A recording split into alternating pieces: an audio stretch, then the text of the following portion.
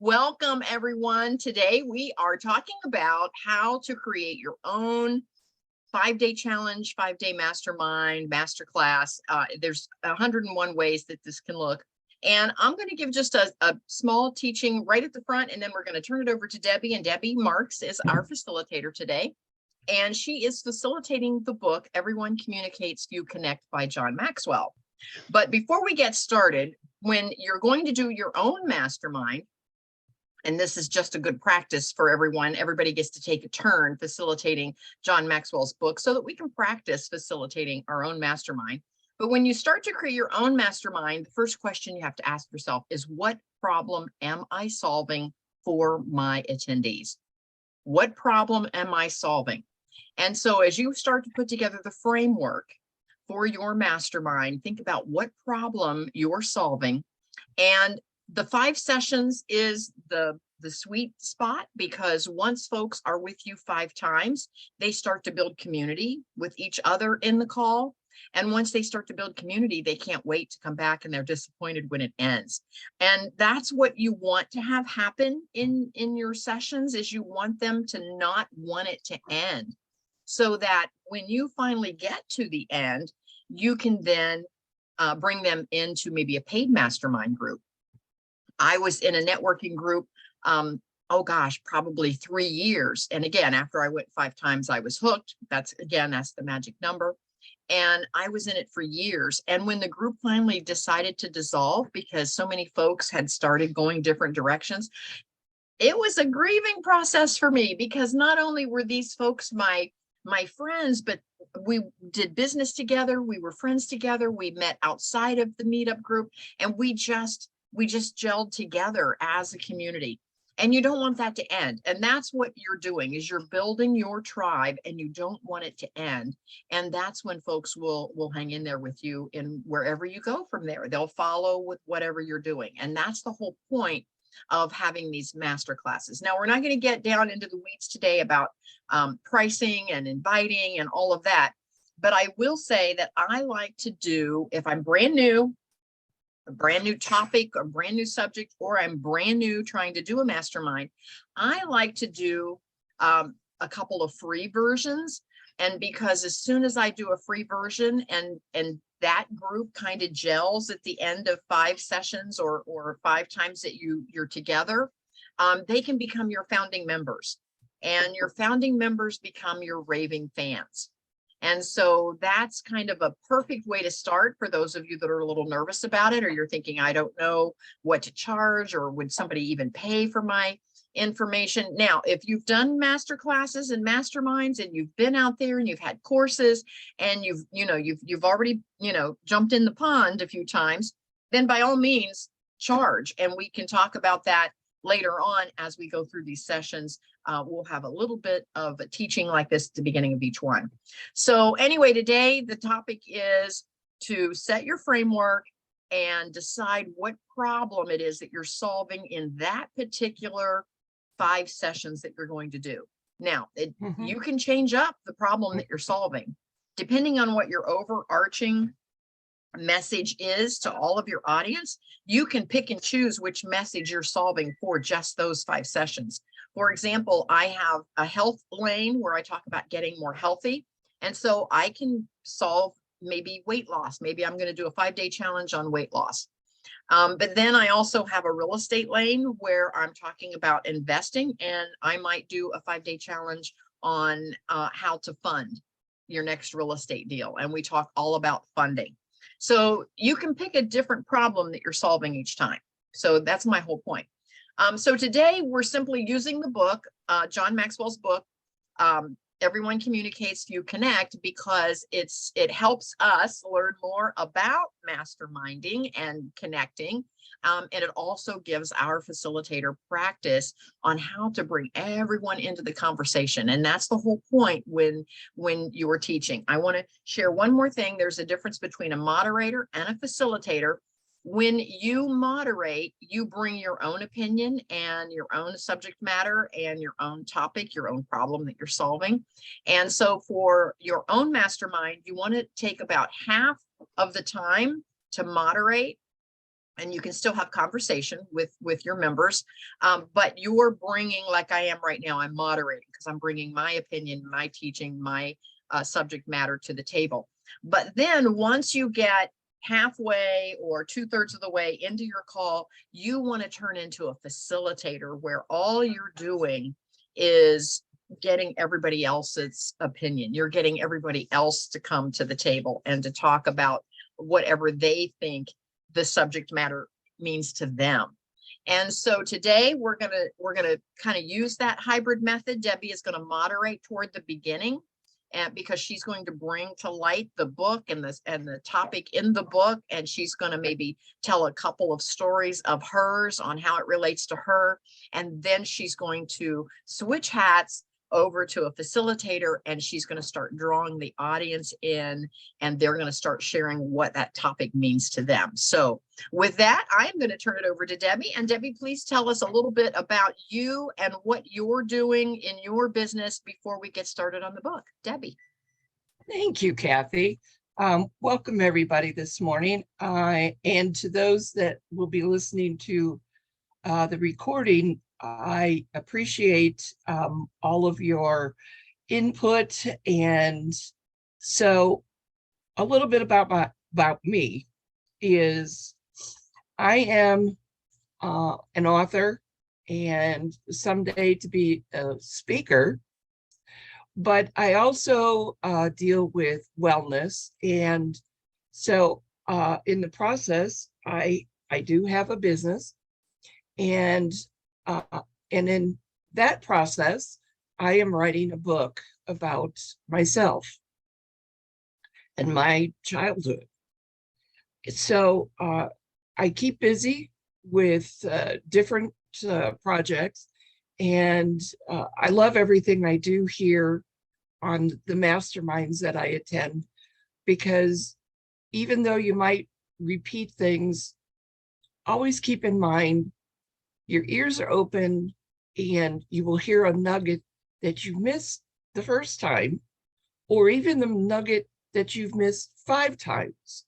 But when you hear it and you try not to smack yourself in the head and go, duh, you are able to move on and implement that nugget that you just heard. And in facilitating this book, I have found that I have always enjoyed John Maxwell's books. I have several of them. And this book about everyone communicates, few connect is really significant because it shows people that you need to be able to communicate and change it up for your different surroundings, like one-on-one or in a group presentation, and you're talking with 5-6 people at the same time. But you have to be able to adjust to that particular setting in order to communicate with them. And in so doing, this book has taught me a few things. And I hope during these 5 different sessions that I might open up a spot on here where it'll create a thinking pattern for you so that you can carry on, and maybe, down the road, you'll say, hey, Kathy, I want to lead this group. I want to be able to input my feelings, how I'm communicating with people. And so the intro to the book, Everyone Communicates, is very, for someone that's just starting to communicate, they might put it down after the first chapter, say, well, I can't do that. So, but yet, I find that I'm open. You have to be able to be open to something. You have to be able to be open, learn, and then express what you're finding. May not be right for some people, but for you at that moment, it's right for you. So first, I want to ask you a question. How are you doing with your communicating? What do you find is your niche in communicating with different people? How do you feel? Do you feel that you are able to get your message across without somebody going, I don't understand what you're saying? Ruth, do you have a particular? I hope it's okay, because I'll just point to people and you can answer. What was the question, Debbie? How do you communicate? What is your specialty? What is your little niche that you like to be in, that might you feel comfortable in communicating with somebody? That question could go all over the place. So I'm just going to answer it the best I can. And that is that I like to think that I bring a calm demeanor, and I connect with the other person and they feel that calmness, but they also feel like I care. Linda, what would be your thought? If I'm answering in the vein that you're looking for, I guess maybe what I aim for is clarity. I seek to take whatever the topic is, even if it's just a casual conversation, and try to express myself clearly. So many times people will have a lot of assumptions and half the conversation in their mind. They have a kind of a garbled sentence or communication, leaving the other person wondering what exactly is happening. And I don't want to be that person. And it is kind of a pet peeve of mine when I experience it coming at me, because then I have to play 20 questions to find out what the heck they're trying to say to me. Mason? And we're gonna try my video, see if it locks up again. Okay, good. So in terms of, for me, for communicating, I've always viewed myself as very transparent. I'm not hard to read. So I try and play on that. So when I'm trying to talk with someone, I look to see if they understand, or if I see that little lost look in their eyes like I get. And then somehow I try and use an attempted humor, and I use that phrasing with them, attempted humor, to make that connection. So then they'll kind of perk up and then try and say, so what I'm trying to get across is this. That's how I try and make it. That's how I try and communicate. Instead of just facts and figures, I want to try and, as I'm talking with them, and if I see that lostness, I want to try and somehow make it personal. Yeah, personable. And if I have to insert a little bit of humor in there, I will try. That's how I attempt to do it. So It can leave the speaker in kind of a dilemma.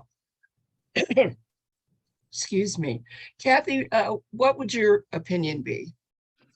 Well, it depends on the situation. If I'm in a networking where I'm meeting somebody for the first time, and if they're feeling a little uncomfortable, if I can tell that maybe they're kind of new and maybe they haven't been networking before and they're in a group of strangers, I try to start with just asking questions, but casual questions. I don't want to put them on the spot, make them feel like, I'm grilling them, but I just try to ask casual conversations. And if they're really kind of nervous, and we talk a lot about in my other lane, Build a Better Business, how to get clarity in your message. And a lot of newbies, they don't have that clarity. So when you ask them, hey, what is it that you do? They're kind of all over the map, Mhm. they really don't know how to put that in. And so at that point, I'll kind of segue over and just ask them, well, what is it? What do you love to do when you're not working? And you know what? They have clarity on that. Because as soon as I ask them that question, oh, I love boating, or oh, I love hiking, or oh, and they're very clear on what they like to do when they're not working. And they feel like they're supposed to have this pat answer on what their job is. And if they don't have that, they start to feel uncomfortable. And so I try to make them feel more comfortable. In a different situation, if we're sitting in a very casual social environment where it's not a business networking and it's totally a social environment, have you ever had that friend, and let's see how many people I get their heads nodding. Have you ever had that friend that no matter what you say, they kind of poo-poo it, they kind of come back at you and a little bit surly, and after a while it makes you feel guarded, like, what's with them? They're just like not happy with the world. And I don't want to be that person. And so when I'm in a very casual social environment, whatever their story is, I try to come along with something that I can relate to, like, oh yeah, that happened to me one time. I know what you're talking about. Yeah. And so when you can kind of verbally stand beside them and share in their story, it makes them at ease. It makes them feel more comfortable that they're communicating better. But it's really your communication style is allowing them to feel better about their communication. Does that make sense? Yes, yes. I mean, I agree with that. With sometimes when I find myself in a group, you have a tendency to look into, if you look into their eyes, then you can get a sense of, well, are they with me or are they in the fog? And that's another important feature about communicating, is that there are so many signs that people need to understand, us as communicators, that when I interact with people, I look for things, and John says these are very important. I know I'm connecting when I sense that the extra effort, people are going the extra mile. They're unguarded, they're open to listening, and they learn to trust you. That's the old saying, know, like, and trust, which is very good, that we need to remember this every day. Enjoyable experiences, that they feel good about what they're doing. Their positive energy, their emotional batteries are charged by being together. And the one that I find is growing synergy, that the effectiveness is greater than the sum of the contributions. And so, do any of you feel this when you are talking with someone? Let me back up a second. Kathy always says, to start a conversation, it's, I don't know about you, but then she has a different phrase when you're in a meeting, but it's the same concept, but it's worded, what is it that you do when you are not working? And so in other words, I feel these are a way to help ensure someone is comfortable, that you're putting them at ease. They're learning that it's not about me, it's about them. And which is so true, because I mean, how many times have you gone to a networking event and all they're doing is standing there passing out business cards? They're not giving you the information that will help you decide if they are someone you want to work with, someone that you want to communicate with more, someone that may have something down the road that they can either help you with or you can help them with, because these are important. And but you always have to remember one very important thing is you're not going to learn to communicate overnight. You're not going to be able to be comfortable. You have to remember that it can be done.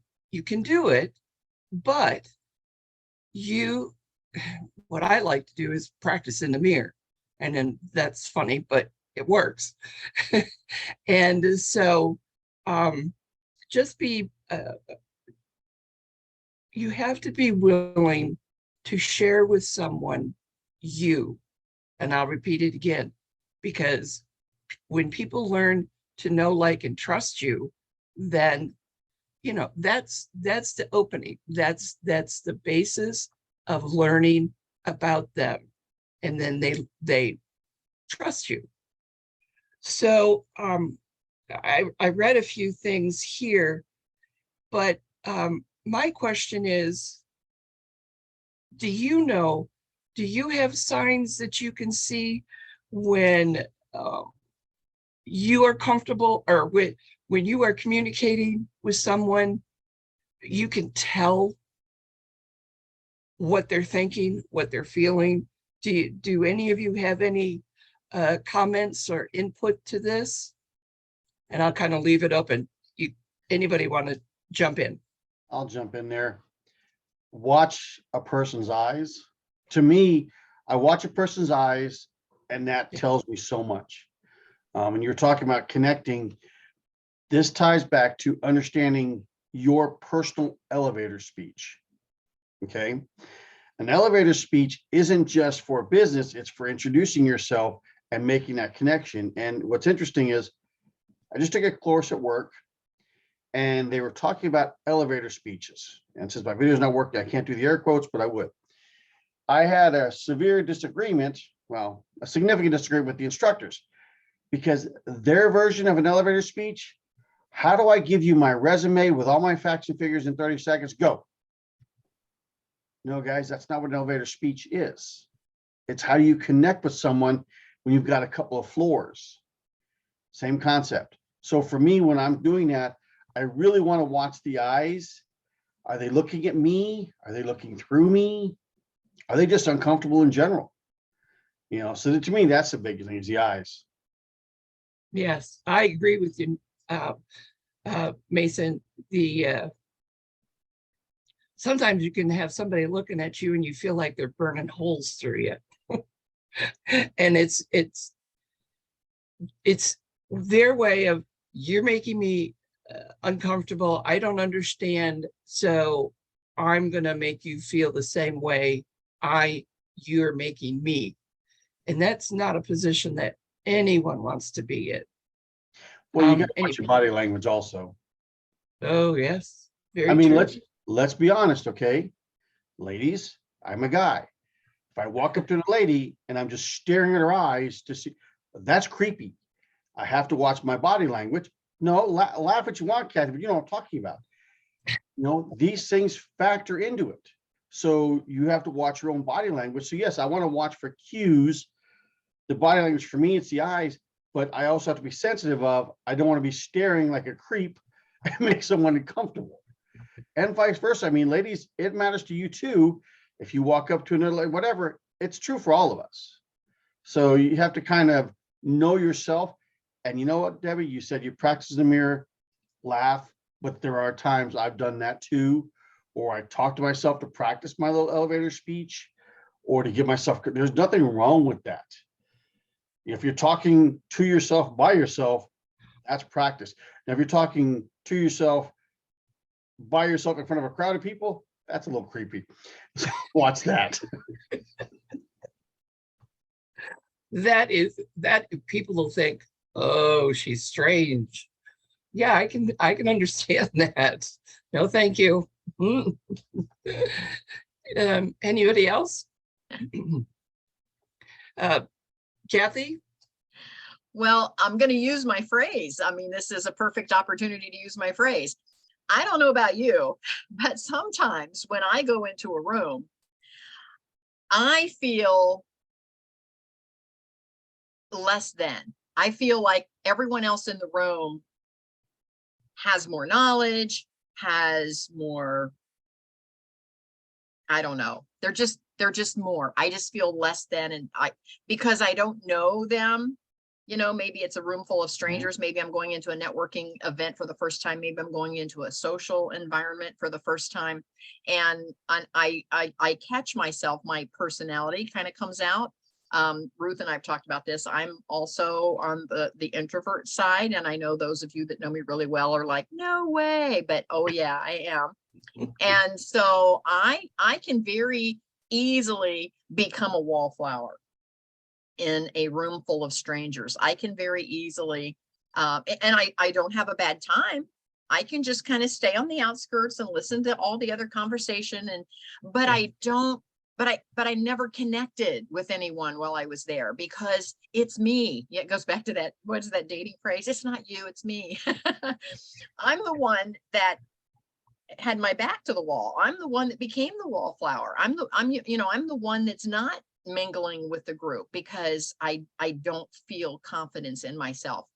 And so I think for me, what I had to do is, and Debbie talked about practicing in the mirror. I think for me, I had to do that certain amount of self-talk that I am bringing value to the conversation and that I do have a voice and that I do have something worth saying. And that took practice. That didn't come overnight. That isn't something. In my 20s, I was so shy. And I look back now at some of the things I accomplished in my 20s and I'm like, how did that girl ever get that done? Because I remember feeling so insecure in my own abilities at that time. And so I think it all comes together. I think age has a lot to do with it. I think maturity, as you go through life, that has a lot to do with it. As you connect on a business level, person to person, that has a lot to do with it. And as you start to get some successes under your belt, that has a lot to do with it. So I think it's just a growing process all around. But again, I even today, if I go into a room of total strangers, I catch myself kind of holding back. Thank you. That's very worth thinking about. Linda?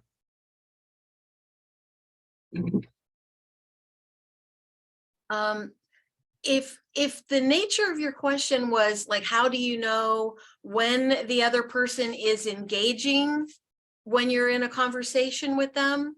If I read your question correctly, I also was going to mention body language, but in a slightly different way than Mason did. Yeah, eyes and facial involvement came to mind first, but then body language, are they leaning in?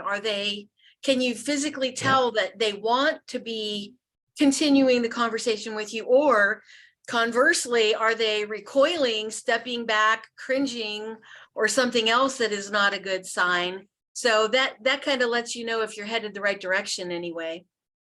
Yes, very good. Ruth, Mason?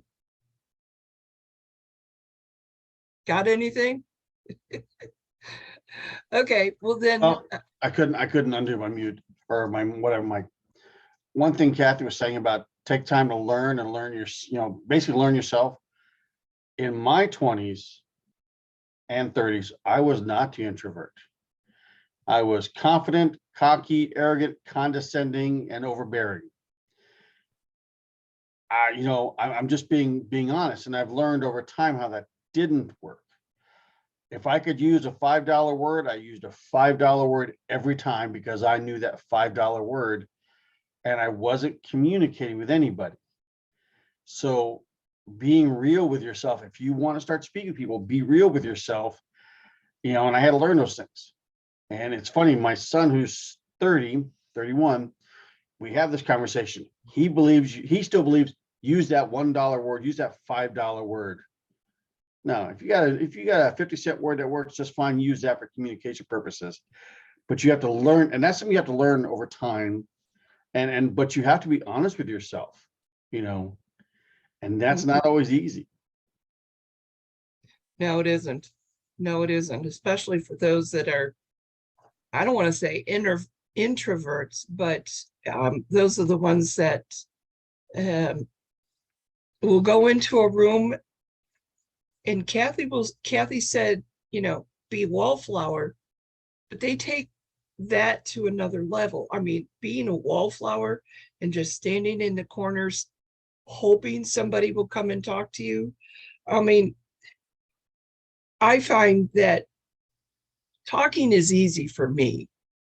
And we all talk, right? We all talk. We all have things to say. We all want to express our opinions. But if you really communicate,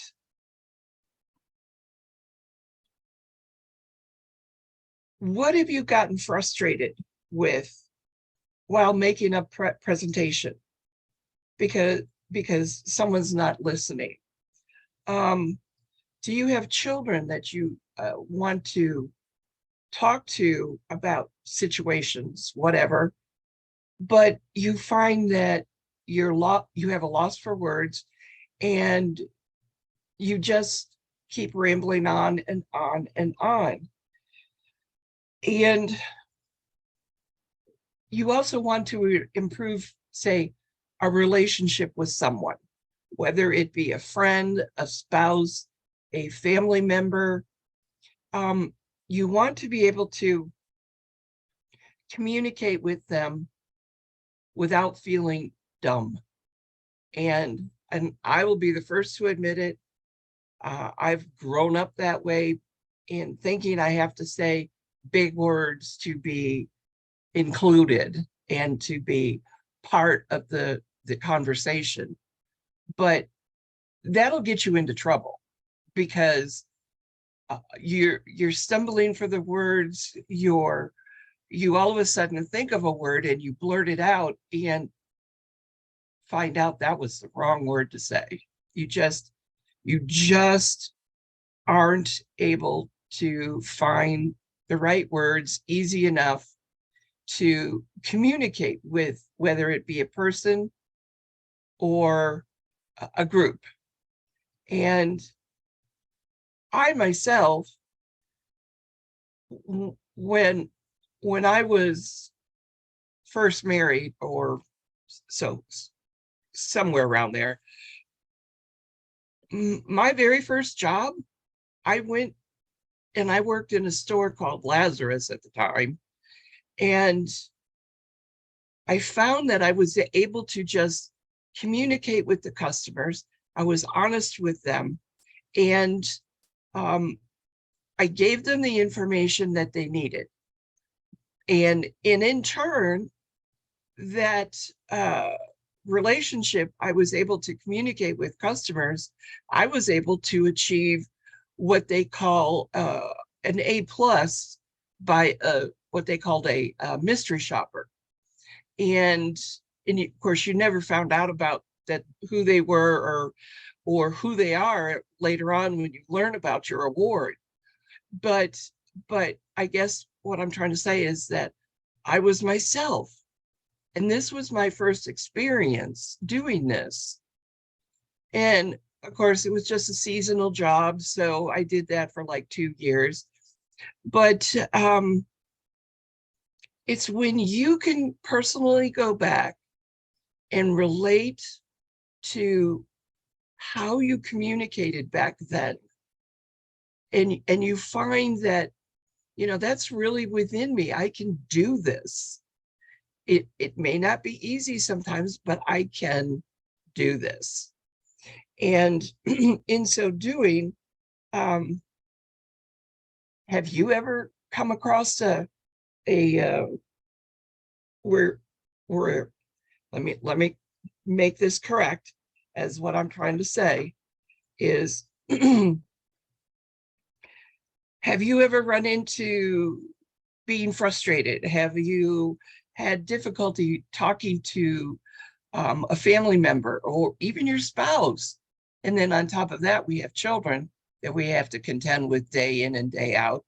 And in this day's society or atmosphere that they're living in, things have really changed for us when we look at what's going on. And you want to make sure that you're communicating with them and letting them know that you care. Anybody have an experience where you would like to share? Okay, Kathy. My first experience of being very uncomfortable, and I remember it very clearly, I was invited to speak at a women's luncheon in Columbus, and I had never attended the luncheon before. I had ended up in a networking group with one of the gals, and she says, "Oh my gosh, you would be great for our luncheon." And it was huge. There were, 75 to 100 women in the room, and I didn't know any of them. I didn't know any of their backgrounds. I didn't know any of their education levels. I didn't know any of their names. And I was so uncomfortable. And I was so critical of myself. And I remember to this day, I remember walking in there and I was not comfortable. People tried to make small talk with me. And I'm sure that I came across as being very standoffish. And I didn't intend to be standoffish. I was just insecure in my own abilities and my own skill set. And there I go, wanted to just go back in the corner. But I knew I was going to be called up front and I was going to have to, give this speech. And I can remember thinking, is my hair okay? Is my necklace okay? Is my shirt okay? I wish I didn't weigh as much as I do. Oh, I wish I wore different shoes, and as women, I got into that comparison game. And as everybody walked into the room, I'm like, oh my gosh, she looks like she's an attorney. What can I say to, and so I felt very insecure in myself. And I got through it, and everybody said, everybody later was like, oh, that was great. Thank you. And I can't even tell you now even what I said, because I was so darn nervous and I was so insecure in myself and in my skill set that I just wanted to get the heck out of there. And I just clearly remember how uncomfortable I was in that situation. And so the epilogue of that story, which all of you will smile at, I'm sure, is fast forward. That entire group, after a while, the gal that ran that group wanted to retire. She gave that whole group to me. I'm like, what? She said, of all the women that are in that group, she said, you're the person that I know could make a go of it and hold the group together. And it's together still today. And so, I smile at that because, I pushed through those insecurities, but I just remember being so uncomfortable. I didn't feel like I had connected with any single person in that audience because I was focused on me. I wasn't focused on them. I was so focused on me, my hair, my shirt, what I said. Did I use the right word? Did I wear the right shoes? I was so focused on me that I can't tell you anything about that event that day, except remembering how nervous I was. So fast forward, I knew that was one of my things I had to overcome and had to get more comfortable with. And so I had a coach girlfriend. She wasn't officially my coach, but she is a coach and she's my girlfriend. And so she would coach me on the side, you're not paying me for this, but let me tell you this. And she finally told me, she said, you need to get out of your head and into your heart. Get out of your head and into your heart. And she said, and when you speak from the heart, where you care about the message more than you care about what you look like or how people are perceiving you, all you care about is that they hear the message. She said, you'll forget all about your hair and your clothes and your shoes and all. She said, you'll forget all about that. She said, because it's more about the message. And she said, and then you'll connect. She said, and then you will develop those raving fans because folks will connect with your message, not with what you look like. So anyway, so that's my 2 cents. Well, thank you. I appreciate that. Linda, Ruth, Mason, got anything you want to add to it? Ruth? Well, a couple thoughts, and I'm not sure if I'm answering the question or if I'm going in a rabbit trail, but I'm kind of going off of what Kathy said. But the more that we, in a healthy way, realize who we are and what we have to offer, not in the arrogant way that Mason was talking about when he was younger, because that's a false security. That's a false love of yourself. And our audience can recognize that. They know that right away. They recognize when there is a healthy respect and love for what I have to offer and what I'm bringing. In fact, that presence, the more you develop that healthy presence when you're in a situation like that, the more you're going to be respected. Because, like I say, it's authentic. People recognize it. Yes, yes, that's very true. And so I'm going to quit talking because I could ramble on forever. And I think the more you connect, again, the more you leave your head and get into your heart and really have an authentic message, I think that's when you connect. Yes. I do. And in the environment that you create, that you bring, whether it's a one-on-one conversation or whether it's a big group, the environment that you bring to that situation speaks volumes. It does. That's true, Ruth. Thank you for sharing that insight. I like how you said, Mason? Conveys the false or the arrogance. It's true. And I've said this before here with you ladies. I'm uncomfortable in small groups. I really am. I've had to teach myself different topics.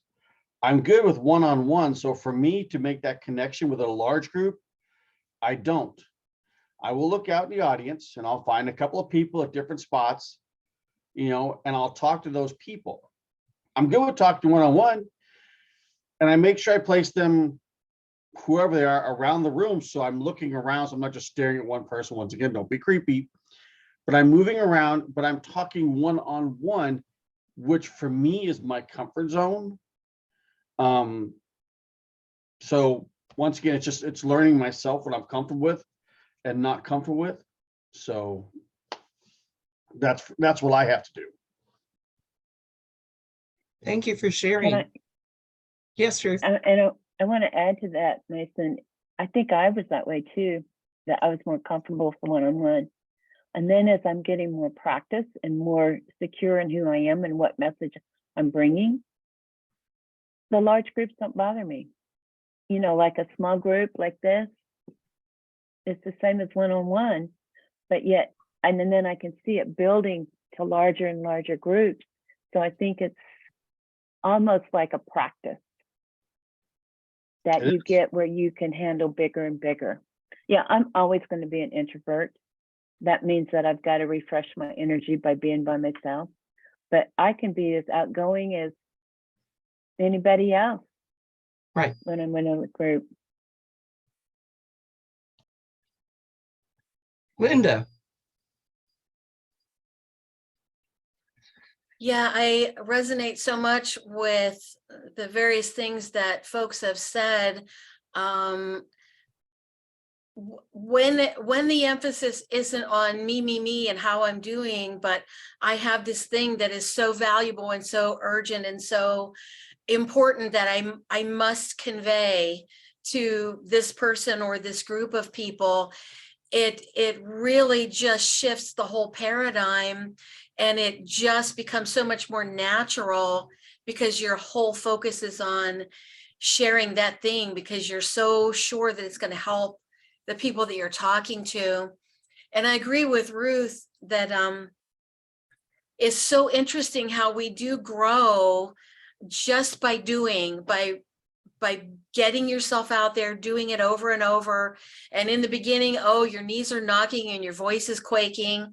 But it just starts to become so natural.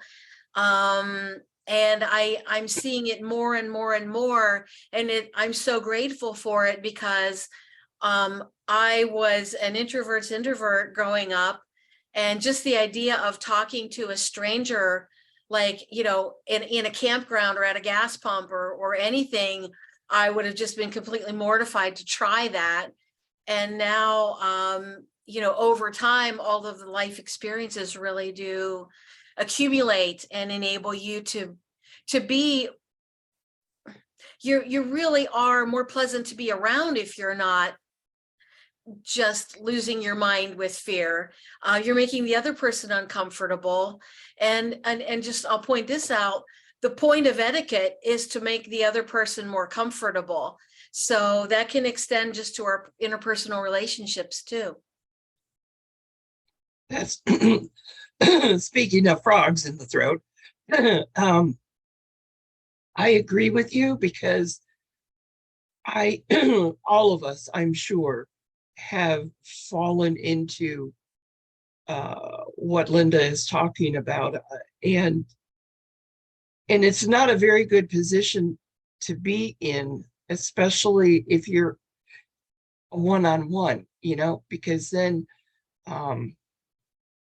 you say things that just don't make sense. And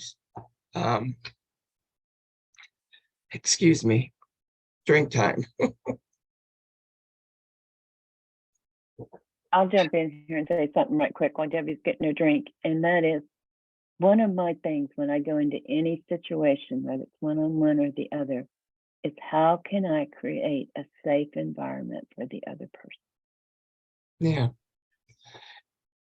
And for me, every time I go into a situation, even if I walk up to the counter at the bank and talk to the bank teller, I always try to enter the conversation in their minds instead of them making them enter the conversation in my mind. And so I always, you know, whatever they lead with or what, you know, I try to align verbally with what they're talking about. And I try not to make it that my message is even all that important. You know, it is, my message is important, but I don't have to verbally beat everybody over the head with my message every time I see them, because everything has a time and place. And again, you have to build that know, like, and trust factor before they're even interested in hearing my message. And so I work really hard on just aligning with them. And that's why if they're telling a story, and I've got a girlfriend that does this, so I can kind of give you the example. Anytime someone tells a story, she has a reason why that's a crazy story. Like, oh, I can't believe that even happened to you. Or, oh, you just always tell that story. And it makes everybody kind of step back, just because I'll use, and here's a $5 word for you, Mason, because she comes across surly all the time. And so it makes everybody step back. And so I observed this, you know, several times, you know, just being around her. And I thought, I don't want to, you know, I made a mental note. I don't want to be like that, because I see how it disconnects everyone in the room, because then no one even wants to share anything for fear that she's going to say that to them. And so it just disconnects the entire room. And so as soon as someone tells a story, and especially if I realize they're feeling a little awkward, or they're a little shy, or maybe they're the wallflower, I try to align myself with their story. I try to receive the story, and then to say, I remember, yeah, that happened to me once when I, you know, and I try to make them feel like I'm entering the conversation that they're having, and I'm not pulling them into the conversation I'm having. So hopefully that makes sense, but that is a great way to connect. So back over to you, Debbie. Thank you. Linda? I just had a question. Given that this woman is always so off-putting, I'm surprised that she's still in your circle. Well, Good and point. again, yes, it is a good point. You know, a couple of times I've looked at myself in the mirror and said, I got to get new friends. but it's one of those things where I think it's old habits die hard. She's been in the circle for so long, and her Ah. husband has passed away. And part of it, I think, is her grieving process, and she's feeling like she's not in the group. I think it's almost like a self-fulfilling prophecy. And Ruth could probably speak to this better than I can, because I do believe that it has to do with just building relationships. And I think maybe she's feeling like she's a fifth wheel because the rest of us are couples and she's not. And so I don't know if maybe that's her way of testing to see if we're still going to keep her Mm. or not. You know where I'm going with that. I mean, I don't know. I don't really know what's going on. So we're just trying to love on her, and Well, that's all you can do sometimes. yes. Just love on them, and it may break the ice to have them feel more comfortable, and Yeah. you'll have a better time. Thanks, Ruth, for joining us this morning. I appreciate that. And I just want to end with one thing. And Ruth, if you have to go, no problem. The one thing that I find is important for me is that I have a dream. I have a goal that I'm working for. And if I can't communicate, then I'm stuck. And John says that he wants to help us learn the principles behind communicating. And once you get the knack of this, you'll gain insight in how great connectors connect. But the part I really like is when he says, once you get through that, you'll acquire the practical skills of communication, finding common ground, making your communication simple, capturing people's interests, inspiring them, being authentic. And for me, I also add to that your attitude. And that is significant for me. And the fact is that I hope by the time we finish these 5 weeks that I will help some of you be able to answer these questions for yourself, and you'll be able to learn something from this. It doesn't have to be big. It can be the smallest little phrase.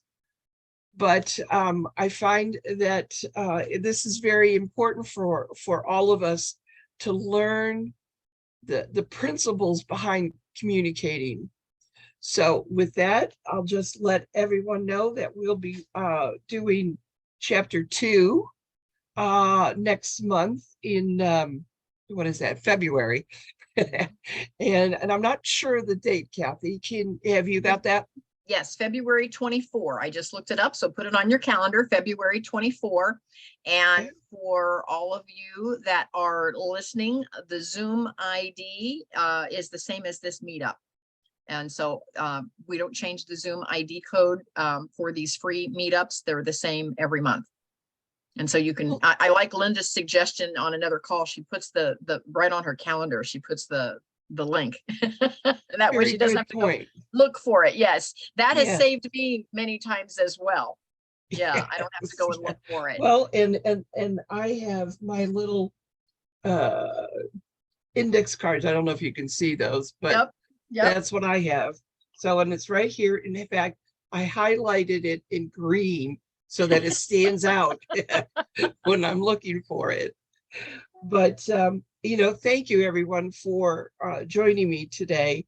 And before we leave, does anyone have a final thought or something that they would like to share before we leave? I'd just like to say thank you so much for a great conversation today. Well, yes, thank you. I appreciate that. Debbie, don't hang up when we're done recording. Yes, and I want to say, Debbie, you did a wonderful job, and thank you so much for moderating and facilitating this call. She did a great job with the topic. She did a great job pulling everyone into the conversation. And Debbie, good job. So yeah, you're ready to do your own. Good. She's interviewing folks on her own podcast, Fireside Chat with Debbie Marks. So for those that are listening to this later, tune in to her podcast. She's on YouTube, and you can find Fireside Chat with Debbie Marks on YouTube and listen to her interviews. And if you want to be interviewed, get in touch with her. She does great at interviewing and highlighting what you do and what your message is, and she brings that to her audience. So thank you for that, Debbie, as well. Next Thank you. month, we talked today about setting the framework as to what problem it is that you're solving. And so when we get into next month, we're going to talk about the platform. So we're going to talk about, now that you know what problem you want to solve, what platform do you want to do this particular challenge or masterclass or mastermind? And today we're using Zoom as our platform. And then once the Zoom call records, then I upload it into Vimeo, I upload it into YouTube, and I upload it into Audio Boom, which is my podcast platform. But then Audio Boom shares it with 5 to 8 other podcast platforms. And so we're everywhere, just like Linda. We're everywhere. So That's a good thing, Linda. yeah. So, Thank you. so you can find us out there. So anyway, with that, we are going to go. And so I'm going to stop recording. So thank you so much, everyone, for being with Thank us you. today. And we will see you next month, February 24th, 10 a.m. Eastern time. See you then. Bye, everybody. Bye.